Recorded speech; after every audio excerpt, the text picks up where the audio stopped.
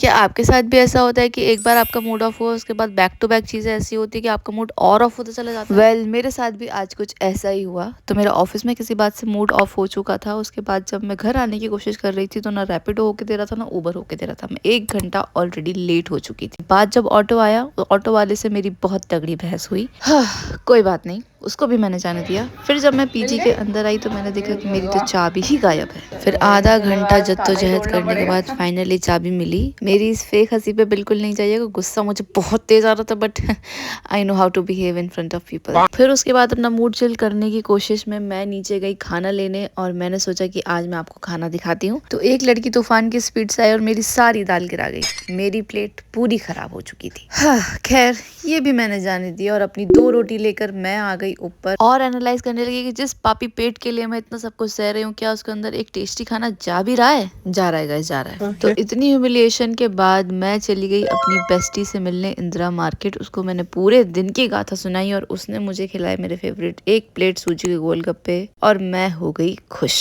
मेरा मुंह 20 रुपए के गोलगप्पे से बंद करा के मैडम खुद अपने लिए अवोकाडो खरीद रही थी। एंड आई वाज लाइक ये भी गल्ला ठीक। हाँ, एनीवे श्रुति को विदा करके हम निकल गए अपने पीजी। लेटने के लिए ही जा रही थी कि फिर मुझे याद आया कि मेरे तो अभी पूरे स्टेप्स बाकी हैं। तो फिर क्या, अपनी पोशाक पहनी और निकल गए अपने स्टेप्स पूरे करने। मेरा तो टारगेट रहता है कि मैं 15,000 स्टेप्स करूं बट आजकल मैं 10,000 ही कर पाती हूँ। तो थोड़ा बिल्ली को परेशान करने के बाद the moment I saw that I had completed my 10K steps, मैं तुरंत पीछे चली गई ताकि अपनी बॉडी को इतना सा भी और कष्ट ना दूं। तो या guys, that was it. I hope you liked it. Please like, share, follow.